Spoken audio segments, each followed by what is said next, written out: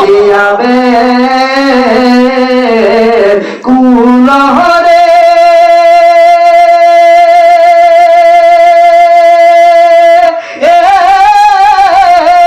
হানজালা শহীদরে কলিজা সিরিসে সেই জঙ্গে ওহুদে সুবহানাকা লা ইলমা লানা ইল্লা মা আল্লামতানা ইন্নাকা আনতাল আলিমুল হাকীম। হাসপাবুলবাড়ি যুব সমাজের উদ্যোগে কর্তৃক আয়োজিত আজকের মাহফিলের পরম শ্রদ্ধেয় ভাজন মুহতারাম সভাপতি হযরত মাওলানা জুবায়ের আহমেদ সাহেব দামাত বারাকাতুহুম, যদি আপনারা কথা বলেন বয়ানের ফাঁকে ফাঁকে ইনশাআল্লাহ একটা গজল বলারও চেষ্টা করব। রাজি আছেন তো ইনশাআল্লাহ? নারায়ে তাকবীর, নারায়ে তাকবীর। তোমার জীবন দিয়ে বসে তাকানোয় সেই কোনদিন আসবে না রে করো যদি ভয়। আসবে বিজয় রক্ত আর জীবনের বিনিময়, আসবে বিজয় রক্ত আর জীবনের বিনিময়।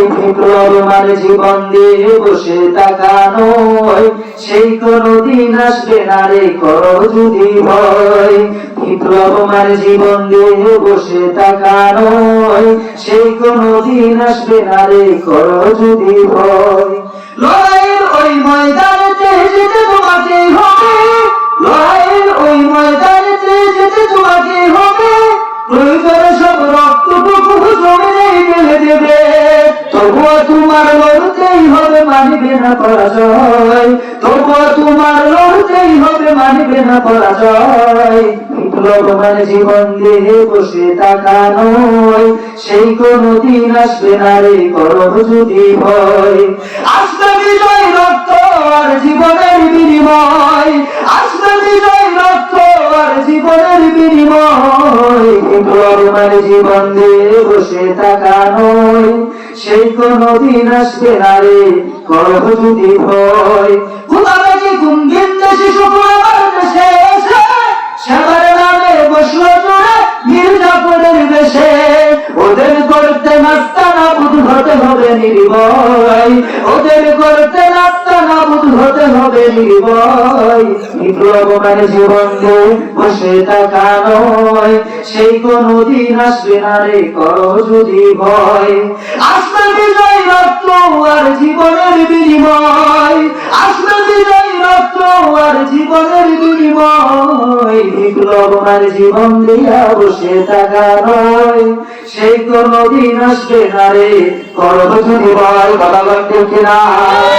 ইসলামের জন্য যদি ঢাকা থেকে একে জীবন দিতে প্রস্তুত মুসলমানদের হাত তুলে দেখা দাও, লিল্লাহি তাকবীর। আশা আছে সম্ভব নাই করি কেউ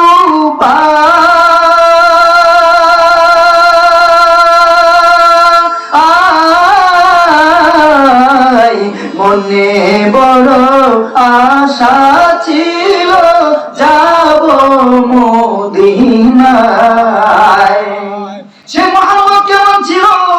বাবা আদম আলাইহিস সালাম 150 জোড়া সন্তান 300 সন্তানের সামনে সে মুহাম্মদের প্রশংসা করে আর বলে মুহাম্মদ এরকম ছিল, মুহাম্মদ এরকম ছিল। রাহমাতুল লিল আলামিন নবী কুরআনে প্রমাণ, আশিক বিনে কে বুঝিবে আমার দয়াল নবীর শান। আশিক বিনে কে বুঝিবে আমার দয়াল নবীর শান। সেই নবীর জন্য কেমন পাগল ছিলেন, সেই নবীর জন্য কেমন দেওয়ানা ছিলেন। হানজালা কেমন পাগল ছিলেন সেই নবীর জন্য। হানজালা বাসুরাতের জন্য হানজালাকে রুখসত দিয়েছে নবী। পয়গম্বর হানজালাকে বলেছে তোমাকে রুখসত দিলাম, তুমি নতুন বিবাহ করেছো, যাও যাও তোমাকে রুখসত দিলাম, তোমাকে সময় দিলাম, স্ত্রী নিয়ে আনন্দ করো, ফুর্তি করো, তোমাকে উহুদের যুদ্ধে যেতে হবে। একটু লক্ষ্য করেন এদিকে, বাবা এদিকে একটু লক্ষ্য করেন, অন্যদিকে কোনো নজর নাই। হানজালা রাদিয়াল্লাহু তাআলা আনহু সাহাবায়ে কেরামদের মধ্যে শত শত সাহাবায়ে কেরামদের মধ্যে অন্যতম একজন সাহাবায়ে কেরাম হলো হানজালা রাদিয়াল্লাহু তাআলা আনহু। হযরত হানজালা নতুন বিয়ে করেছে। হযরত মুহাম্মদুর রাসূলুল্লাহ সাল্লাল্লাহু আলাইহি ওয়াসাল্লাম হানজালাকে বলতেছে, হানজালা তুমি নতুন বিয়ে করেছো, তোমাকে রুখসত দিয়ে দিলাম, তুমি যাও তোমার বিবির সাথে সময় কাটাও, বিবিকে সময় দাও, উহুদের যুদ্ধে তোমার যেতে হবে না। হযরত হানজালা রাদিয়াল্লাহু তাআলা আনহু যখন রাত্র যাপন করার পর গলার মধ্যে একটা গামছা লইয়া যাইতেছে গোসল করতে। কোথায় যাইতে? আরো জোরে, আপনাদের আওয়াজ পাইতেছি না আমি। হানজালা কোথায় যাইতেছে? হানজালা গলার মধ্যে একটা গামছা নিয়ে গোসল করতে যাইতেছে। তার উপর ফরজ গোসল উপনীত হয়েছে, তার ফরজ গোসল করতে হবে। হানজালা ফরজ গোসল করবার জন্য নদীতে যায়। এমন সময় মক্কা নগরীতে কে যেন মাইকিং করে বেড়ায় যায়, নবী দুনিয়াতে নাই। হানজালা একটা দৌড় মেরে বিবির কাছে গিয়ে ডাক দিয়ে বলে, বিবি আমার, যে নবীর জন্য আমার জান, যেই নবীর জন্য আমার প্রাণ, যেই নবীর জন্য আমার জীবন, এই নবী যদি দুনিয়াতে না থাকে, আমি হানজালা দুনিয়াতে কে কোনো লাভ নাই। চালু করে তরবারিটা দে, চালু করে আমার তরবারিটা রেডি করে দে। বিবি বলে, প্রাণের স্বামী আমার, আর নবী তো আপনাকে রুখসত দিয়েছে, নবী তো আপনাকে ছুটি দিয়েছে, এই ছুটির মধ্যে তো আপনার যেতে হবে না, তারপরে যান। এখন রাত্রিকালীন পসর হইলে, সকাল হইলে তারপরে যান। হানজালা ডাক দিয়া বলে, বিবি আমার, নবীর জন্য আমার সব, নবীর জন্য আমার জীবন, নবী আমার দুনিয়াতে নাই, চালু করে আমার উহুদের যুদ্ধে যেতে হবে। হানজালাকে বিবি ডাক দিয়া বলে, হানজালা প্রাণের স্বামী আমার, রাত্র যাবেন কারণে আপনার চেহারাটাও ভালো করে দেখি নাই। বিবি ডাক দিয়া বলে, প্রাণের স্বামী আমার, আপনার মুখখানা এখনো দেখি নাই, আপনি যদি উহুদের যুদ্ধে যদি শহীদ হয়ে যান, তাহলে আপনার লাশখানাও খুঁজে পাইব না। হানজালা বলে, বিবি আমার, সময় নাই, চালু করে তরবারি দে, যদি আমি বেঁচে থাকি দুনিয়াতে দেখা হবে, নয়তো দেখা হবে হাসরের মাঠে। কথা ঠিক কিনা? লিল্লাহি তাকবীর, নারে তাকবীর। হে মুসলমানরা, আওয়াজ দিয়ে বলো। হানজালা রাদিয়াল্লাহু তাআলা আনহু তৎক্ষণাতেই একটা তলোয়ার নিয়ে হাতের মধ্যে দৌড় মেরে চলে গেলেন। দৌড় মেরে চলে গিয়ে দেখে নবী এখনো জীবিত আছে। আল্লাহু আকবার গান, নবী এখনো জীবিত আছে। নবীকে দেখে হানজালার হুঁশ ফিরে এলো। হানজালা শত কাফেরদের সাথে যুদ্ধ করতে একটা সময় হানজালাও শহীদ হয়ে গেল।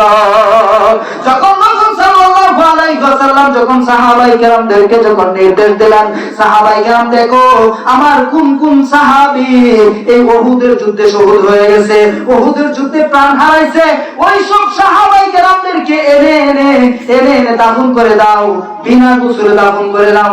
এক সাহাবায়ে কেরাম বলেন, আল্লাহ রাসূল, যে সমস্ত সাহাবায়ে কেরাম প্রাণ হারাইছে তাদেরকে বিনা গোসলে কেন দাফন করে দিব? শহীদদেরকে বিনা গোসলে দাফন করতে হয়, আল্লাহ রাসূল তাদেরকে বিনা গোসলে কেন দাফন করব?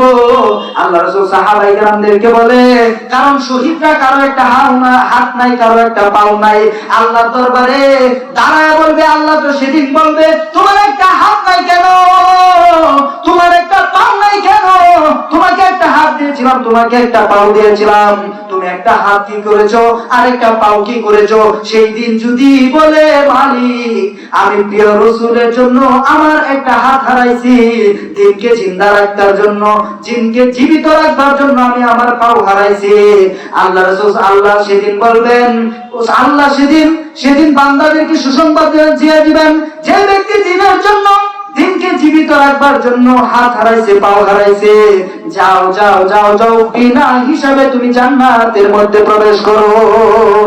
এই কথা যখন বলে দিলেন, যাও তাদেরকে বিনা গোসলে দাফন করে দাও।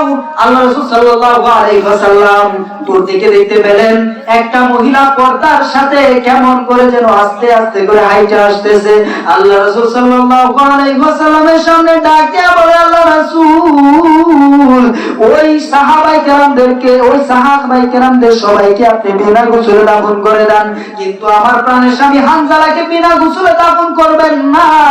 আল্লাহ রাসূল সাল্লাল্লাহু আলাইহি ওয়াসাল্লাম বুঝতে পেরেছেন যে হানজালা বাসুরান। বিবি ডাক দিয়ে বলেন, আল্লাহ রাসূল, আল্লাহ রাসূল গোসল করবার জন্য বাহির হয়ে গেছিলেন, গলার মধ্যে গামছা ছিলেন, কিন্তু যখন শুনলেন আপনি দুনিয়াতে নাই, হাতের মধ্যে একটা তলোয়ার নিলে দৌড় মেরে চলে আসেন, আপনি হামজালাকে বিনা গোসলে দাফন করবেন না।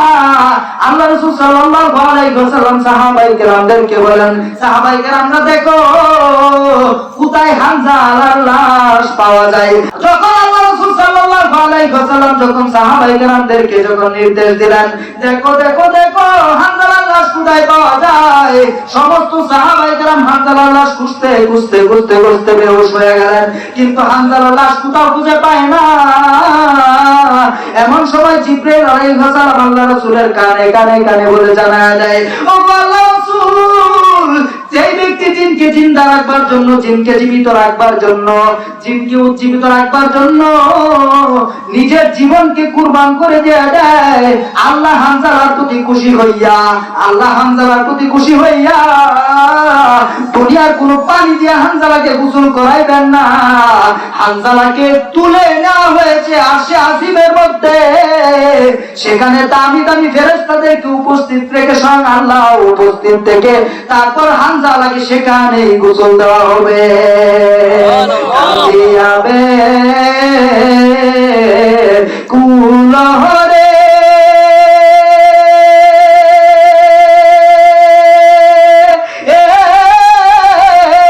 হামজালা শহীদ রে,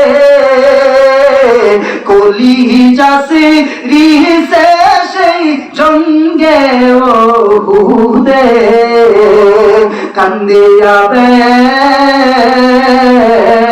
কুলহরে হামজালা শহীদ রে, কলিজা সিরিছে সেই জঙ্গে ওহুদে। নবীর সাহাবী ছিলেন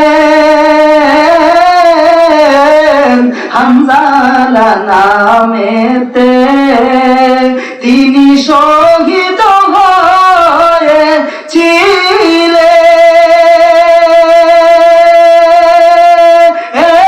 হয়েছিলেন বিবাহের রীতে রে সেই জঙ্গে ওহুদে।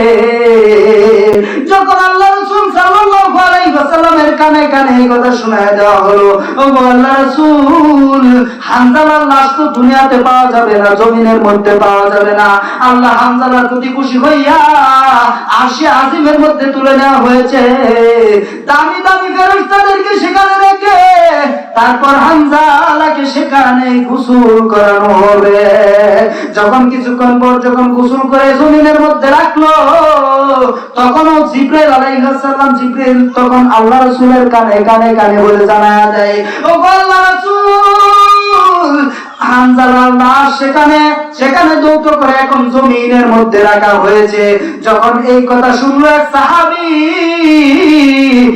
সাহাবী এই কথা শুনে দৌড় মেরে হামজালার কাছে চলে গেলেন। হামজালার কাছে চলে গিয়ে দেখে হামজালার কানের লতি দিয়ে এখনো জান্নাতের পানি টপ টপ করে পড়তেছে। আল্লাহ সুবহানাল্লাহ। মনে বড় আশা ছিল যাব মদিনায়, আশা আছে সম্বল নাই, করি কি উপায়। মনে বড় আশা ছিল যাব মদিনায়, কাফেলাতে কে যাও তুমি, কে যাও তুরিবে ও ভাই, যাও না আমায় সঙ্গে লয়ে, কানি কি পাকড়ি সঙ্গে যদি না হালো মনে, গিয়ে মদিনা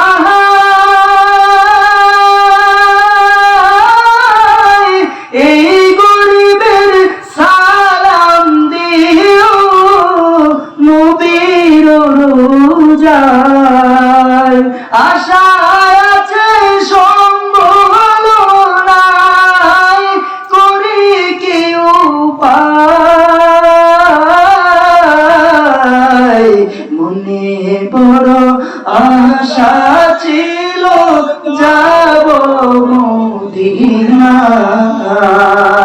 সেই নবীর জন্য কেমন পাগল ছিলেন, সেই নবীর জন্য কেমন দেওয়ানা ছিলেন, হামজালা কেমন পাগল ছিলেন। আমি যদি আজকে হামজালার মতো পাগল হইতে পারতাম, আমি যদি হামজালার মতো যদি দেওয়ানা হইতে পারতাম, আমি মুমিন হইয়া, আমি সেই নবীর উম্মত হইয়া আমি নিজেও ধন্য হয়ে যেতাম। কথা বলেন কিনা? হযরত বেলাল রাদিয়াল্লাহু তাআলা আনহু কেমন পাগল ছিলেন নবীর জন্য। হযরত বেলাল রাদিয়াল্লাহু তাআলা আনহু উমাইয়া বিন খালদ তাকে নির্যাতন করতে করতে, উমাইয়া বিন খালদ তাকে এমন সাড়া দিতে দিতে দিতে দিতে তার জিহ্বা পর্যন্ত কেটে ফেলছে। এতক্ষণ বেলাল রাদিয়াল্লাহু তাআলা আনহু আল্লাহ সঠিকভাবে উচ্চারণ করতে পারতো না, মালিককেও সুন্দরভাবে ডাকতে পারতো না।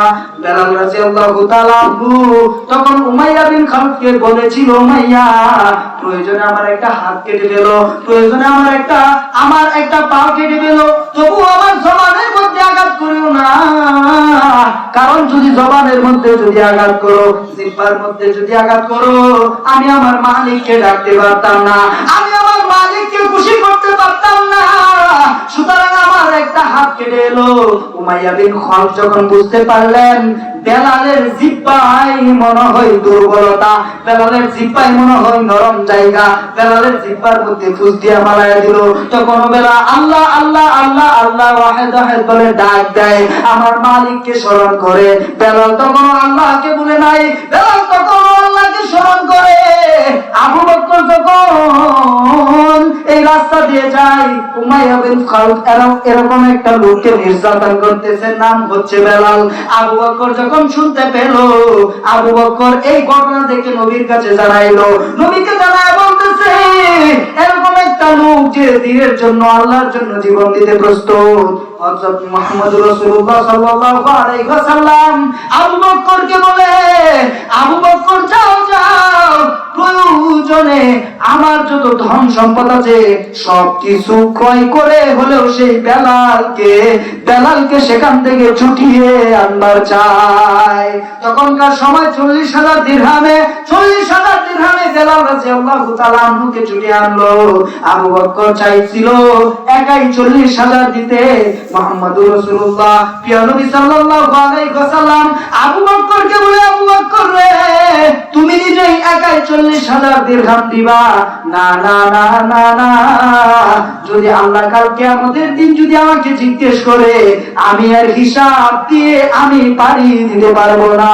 আবু বকর তুমি নিজে 40,000 দিরহাম দিও না, 20,000 দিরহাম আমিও দিয়ে আমাকে আবু বকর শরীক রাখিও। সুবহানাল্লাহ।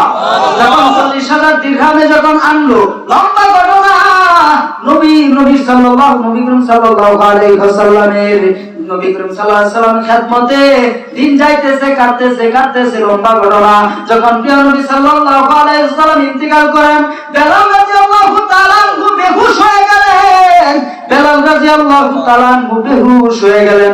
নবী নবী নবী নবী বইলা এদিকে একবার যায় ওদিকে একবার যায়, আর নবী নবী বইলা বইলা বইলা বইলা চিল্লায়। বেলাল রাদিয়াল্লাহু তাআলা আনহু আবু বকরকে বলে, আবু বকর আমি আর এই মদিনায় থাকতে পারবো না, কারণ যে জায়গার মধ্যে নবী নাই, যে জায়গার মধ্যে নবী নাই, আমি আর বিরহ কষ্ট সহ্য করতে পারি না। আমি বিরহ কষ্ট সহ্য না করতে পেরে আমি এই জায়গা থেকে স্থানান্তর করব, আমি সিরিয়াতে চলে যাব। আবু বকর বলে, বেলাল তুমি বুঝি একাই নবীর জন্য পাগল? আশেক আমি আবু বকর কি পাগল না? বেলাল ডাক দিয়া বলে, আবু বকর তুমিও নবীর জন্য পাগল, আমিও নবীর জন্য পাগল, কিন্তু তোমার পাগলের মধ্যে ব্যবধান আর আমি পাগলের মধ্যে এক ব্যবধান আছে। তুমি নবীর বিরহ সহ্য করতে পারো, কিন্তু আমি বেলাল নবীর বিরহ সহ্য করতে পারি না। যখন এই কথা বলে, যখন আবু বকর বলল, আবু বকর আমি চলে যাই, আমি এখানে থাকবো না। আবু বকর অনেক জোরাজুরি করতেছে, বেলাল তুমি এখানে থাকো থাকো থাকো। আবু বকরকে বলতেছে, আবু বকর আমি এখানে যদি থাকি আমি আর বিরহ পশ্চিম কালেও সহ্য করতে পারবো না। বেলাল রাদিয়াল্লাহু তাআলা টুকরা সব লইয়া, কাপড় চোপড় লইয়া, সবকিছু মাংসামালা পত্র লইয়া চলে গেলেন সিরিয়ার মধ্যে।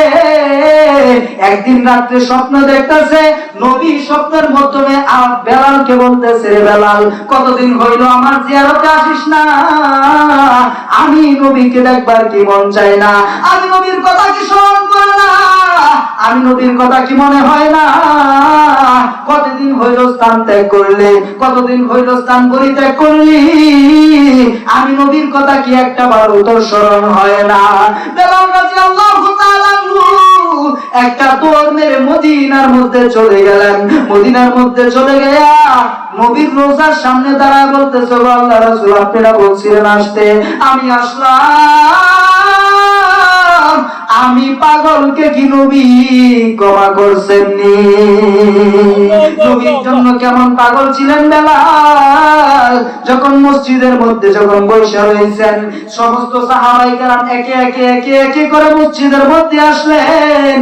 বেলালকে দেখে বলতেছে, তোলপাড় শুরু হয়ে গেছে, বেলাল আসছে, বেলাল আসছে, বেলাল আইসা গেছে বলে তোলপাড় শুরু হয়ে গেছে।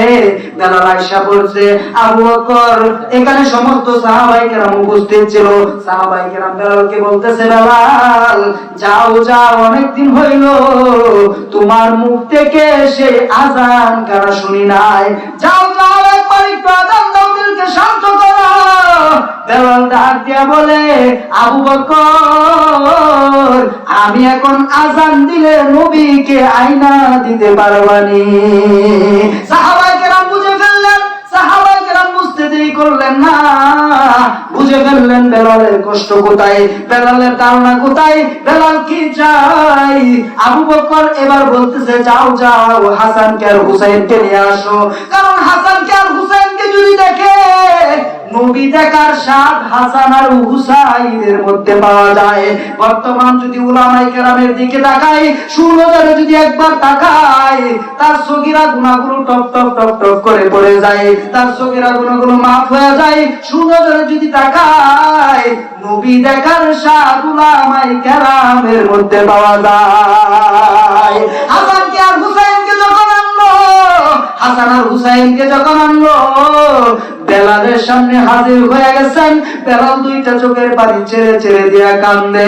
বেলাল দুইটা বাচ্চার সঙ্গে জড়ায় বলে, হাসান রে, ওরে হুসাইন, মেলা দিন হইল তোদেরকে দেখি নাই, কতদিন হইল তোদেরকে পাই নাই, কতদিন হইল তোদেরকে দেখি নাই, আয় আয় বুকে আয়। হাসানও কান্দে, হুসাইনও কান্দে, আর ওই দিক দিয়ে বেলালও কান্দে। বেলালও দুইটা চোখের পানি ছেড়ে দিয়েছেন। হাসান আর হুসাইন বলতেছে, বেলাল, আমার নানার মুয়াজ্জিন, দাও দাও দাও, আযান দাও, দিলকে শান্ত করো। যখন বেলাল পাহাড়ের গুড়া উঁচুর মধ্যে দাঁড়ায় গেল, আল্লাহু আকবার বলে যখন শুরু করলো, আল্লাহু আকবার, আল্লাহু আকবার, আশহাদু আল্লা ইলাহা ইল্লাল্লাহ, আশহাদু আল্লা ইলাহা ইল্লাল্লাহ, আশহাদু আন্না মুহাম্মাদুর রাসূলুল্লাহ, যখন বেলাল বলল, নবী যখন, বেলাল যখন আযান দেয় তখন নবীকে পাইতো। আশহাদু আন্না মুহাম্মাদুর রাসূলুল্লাহ যখন বলল, নবীকে না পেয়ে বেলাল বেহুশ হয়ে জমিনের মধ্যে পড়ে গেল। আল্লাহু আকবার, নবীকে না পেয়ে বেলাল জমিনের মধ্যে পড়ে গেল। সমস্ত সাহাবায়ে কেরাম বলতেছে, কি ব্যাপার, এতদিন পর হইল বেলাল আসলো, এতদিন পরে আয়েশা বেলাল আযান দিবে, কোথায় শুনবো, কিন্তু এখন কোথায় বেলালের আওয়াজ কেন পাওয়া যায় না? সবাইকে দেখে বেলাল বেহুশ হয়ে পড়ে আছে। কেমন পাগল ছিলেন বেলাল, কেমন পাগল ছিলেন হানজালা, কেমন পাগল ছিলেন নবীর জন্য দেওয়ানা, কেমন ছিলেন নবীর জন্য, কেমন পাগল ছিলেন নবীর জন্য, কেমন দেওয়ানা ছিলেন। আমরাও যদি নবীর জন্য দেওয়ানা হতে পারি, আমরাও যদি নবীর জন্য পাগল হইতে পারি, এই দুনিয়াতেও সাকসেসফুল, পরকালেও সাকসেসফুল করে দিবেন কে? যদি ছোট একটা পাখি হইতাম, যদি ডানা ওয়ালা পাখি হইতাম, একটা উড়াল দিয়া আমি মদিনায় যাইতাম। যদি ছোট একটা পাখি হইতাম, যদি ডানা ওয়ালা পাখি হইতাম, একটা উড়াল দিয়া আমি মদিনায় যাইতাম, এদিকে সেদিকে ঘুরে বেড়াইতাম মেলিয়া ডানা,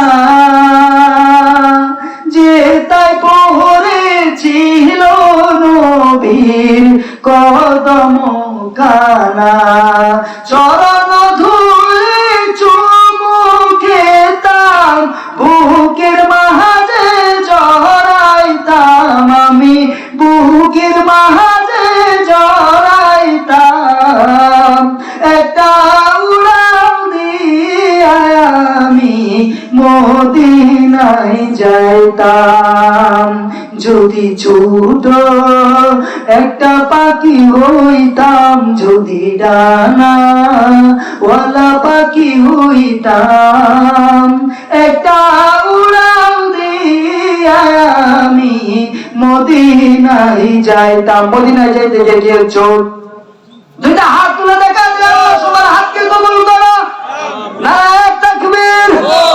আমার উস্তাদকে আল্লাহ কবুল করো। আমার বাম পাশে যিনি বসে আছেন আমার উস্তাদ, সবার আমার উস্তাদের জন্য দোয়া করবেন যেন আল্লাহ যেন কবুল করে দিনের মধ্যে, সবাই বলে আমিন। মুহতারাম হাজিরিন, কেমন পাগল ছিলেন সাহাবায়ে কেরাম। সাহাবায়ে কেরামের জন্য সাহাবায়ে কেরামদেরকে যদি লক্ষ্য করি, সাহাবায়ে কেরামদেরকে যদি ফলো করি, সাহাবায়ে কেরামদের মতো আমল যদিও আমাদের হবে না, সাহাবায়ে কেরামদের মতো আমরা আমল করতে পারবো না, সাহাবায়ে কেরামদের মতো ইবাদত আমরা করতে পারবো না, কিন্তু সাহাবায়ে কেরামের মতো সমতুল্য করে দিবেন কে?